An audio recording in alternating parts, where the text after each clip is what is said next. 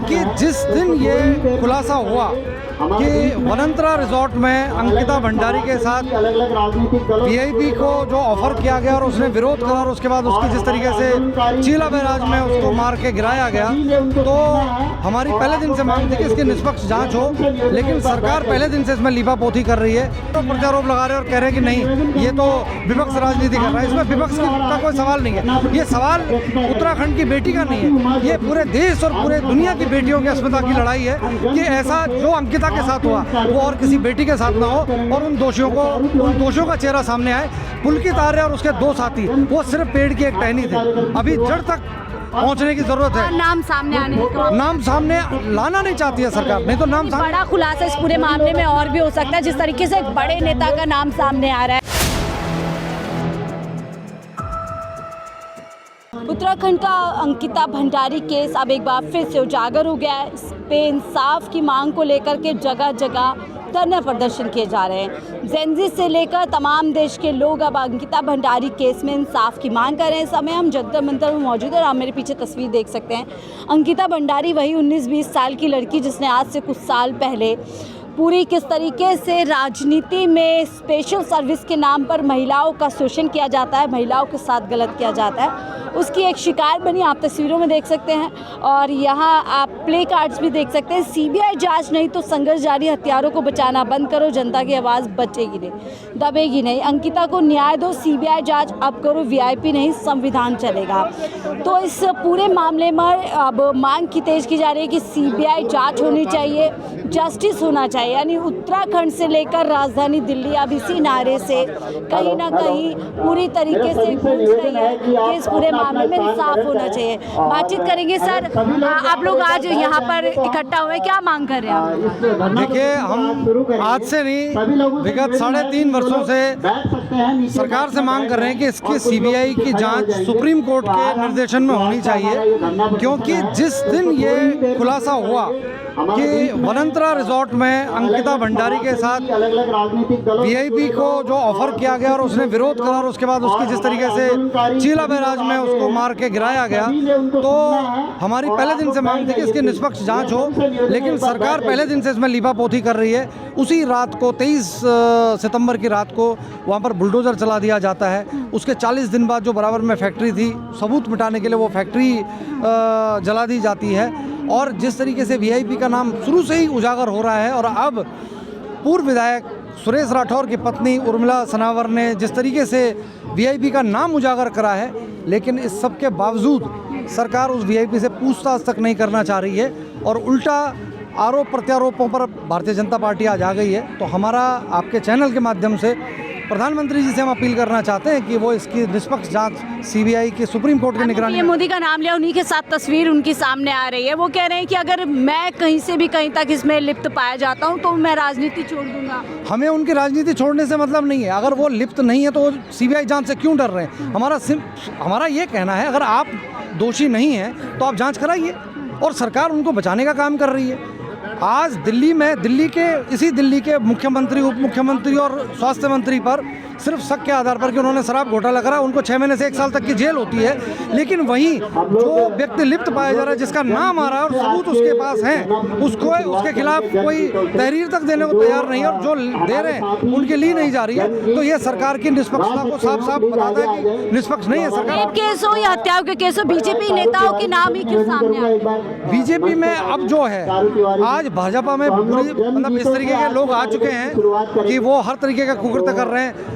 जो वनंतरा रिजॉर्ट था उसका ओनर जो विनोद आर्य हैं, वो भाजपा के राज्य मंत्री थे। उनका बेटा पुलकित आर्य युवा मोर्चा का अध्यक्ष था। एक हरिद्वार में आपने महिला देखी होगी जो अपनी बेटी के साथ में दुष्कर्म करवाती है, वो भी भाजपा से पाई जाती है। तो तमाम इस तरीके के चरित्रहीन लोगों से भाजपा गिर चुकी है। लेकिन हमारा की पावर के नशे में आज जो हौसले बढ़ते जा रहे हैं बीजेपी, निश्चित तौर पर जब सरकार ऊपर से बचाने का काम करेगी, वो अपने आकाओं के दम पर यह सब काम कर रहे हैं, अगर सरकार उनके ऊपर उसी समय कार्रवाई करे तो किसी की हिम्मत ना हो, लेकिन मुझे लगता है कहीं ना कहीं सरकार अपना चेहरा बचाने के लिए। सारे बीजेपी के नेताओं ने बीजेपी पार्टी को छोड़ दिया ये विरोध करते हुए कि पार्टी में इस तरीके की। निश्चित तौर पर जिनका जमीर जिंदा है वो पार्टी को छोड़ रहे हैं, लेकिन जिनका जमीर जिंदा नहीं है वो उल्टा आरोप प्रत्यारोप लगा रहे हैं और कह रहे हैं कि नहीं ये तो विपक्ष राजनीति कर रहा है। इसमें विपक्ष का कोई सवाल नहीं है, ये सवाल उत्तराखंड की बेटी का नहीं है, ये पूरे देश और पूरे दुनिया की बेटियों की अस्मिता की लड़ाई है कि ऐसा जो अंकिता के साथ हुआ वो और किसी बेटी के साथ ना हो और उन दोषियों का चेहरा सामने आए। पुलकित आर्य और उसके 2 साथी वो सिर्फ पेड़ की एक टहनी थे, अभी जड़ तक पहुंचने की जरूरत है। नाम सामने आने का नाम सामने लाना नहीं चाहती है सरकार, नहीं तो नाम बड़ा खुलासा इस पूरे मामले में और भी हो सकता है। जिस तरीके से एक बड़े नेता का नाम सामने आ रहा है, जिनकी तस्वीर हमने देखा पीएम मोदी के साथ में नजर आ रही है, और ये तमाम उत्तराखंड के लोग हैं जो दिल्ली में आवाज को तेज करना है। क्यों आप लोग उत्तराखंड से आज यहाँ पर आए हैं? हमारी सरकार से डिमांड है कि हम चाहते हैं कि जो अंकिता भंडारी जो कांड हुआ है, जब बड़े बड़े नेताओं की जो सरकार में इन्वॉल्व है, जो केंद्र सरकार में इन्वॉल्व है, ऐसे नेताओं की जब भागीदारी होती है तो मैं चाहता हूं कि इसकी जांच, जो हम लोग आज आए हुए हैं, हम लोग इसे सीबीआई की जांच कराने के लिए। सरकार पे भरोसा नहीं? सरकार पे भरोसा नहीं है। सरकार एसआईटी जांच करके 2 साल सरकार ने 3 साल खराब कर दिए। उन लोगों को फांसी की सजा, बुलडोजर भी चलवाया था। बुलडोजर भी चलवाया, वहाँ पर कई लोग बुलडोजर चलवाने का ही मकसद जाता, वो सबूत मिटाने का कारण क्या है? अच्छा, और इसलिए कार्रवाई। फिर जब इतना बड़ा नेता, जो दूसरे नंबर का नेता दुष्यंत कुमार गौतम जी का नाम आया, हम चाहते हैं कि सीबीआई से जांच हो तो उनका पानी हो जाएगा। ये बार बार बीजेपी के नेताओं के नाम क्यों सामने आ रहे हैं? चाहे उन्नाव का केस हो, कोई भी केस उठाकर। इनका काम है बेटी पढ़ाओ बेटी बचाओ, जो नारा था, अब बेटी पढ़ाओ और इनके हवाले करो।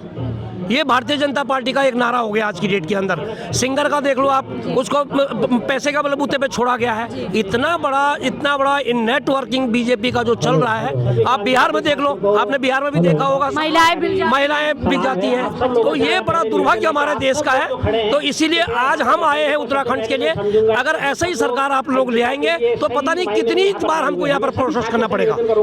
बड़े नेताओं जो उनका नाम सामने आ रहा है, पीएम मोदी के साथ उनकी तस्वीर भी वायरल होती है। पीएम मोदी की नहीं, भारतवर्ष के वो दूसरे नंबर का नेता है, जिसमें दुष्यंत कुमार गौतम जी संघ के बहुत बड़े नेता माने जाते हैं, उनका नाम आया है इसमें। तो हम चाहते हैं कि अब हमारे को एसआईटी से कोई नहीं पड़ेगा। केंद्र सरकार से हमारी गुजारिश है, इसमें सीधे सीबीआई का दखलंदाजी होनी चाहिए। अगर सीबीआई, अगर केंद्र सरकार साफ है या केंद्र राज्य सरकार भी ये चाहती है तो सीबीआई की जाँच कर दो ना। की मांग आप लोग कर रहे हैं, मैं देख रही हूँ धामी क्यों है, वीआईपी कौन है, वीआईपी को लेकर के भी सवाल उठे, नाम भी सामने आ गया, तस्वीर भी सामने आ गई, वो साफ तौर पर इंकार कर रहे हैं। नहीं, इनमें भाजपा वालों को, जो अपराधी भी भाजपा और जांच करने वाले भी भाजपा ही हैं, तो इनको इसलिए दिक्कत हो रही है। मैं तो चाहता हूँ जो अपराधी उसको फांसी की सजा होनी चाहिए, लेकिन हमें न सरकार न सीबीआई किसी भी संस्था पे हमें विश्वास नहीं है। उसको हमारे हवाले कर दिया जाए, जो वीआईपी है हम उसको सही कर देंगे। धामी जी के इस्तीफे की मांग कर, हाँ, धामी जी को इस्तीफा दे देना चाहिए। और महेंद्र भट्ट है जो इनके वो है प्रदेश अध्यक्ष है, उनको भी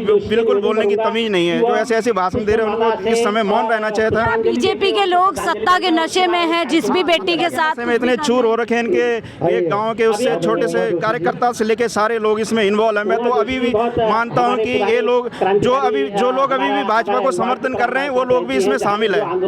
अभी भी जो बीजेपी के नेताओं के नाम आ रहे हैं, आप लोग क्या कहेंगे?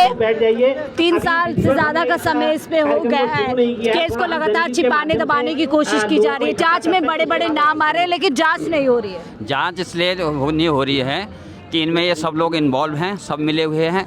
और जब तथाकथित ऑडियो से पता चल गया है कि कम से कम उनके खिलाफ तो एक जांच कर देते हैं। साजिश नहीं, इन लोगों ने क्या करा कि सनातन और हिंदुत्व के ढोल पीट कर सत्ता में और उसी देवभूमि को कुचल दिया।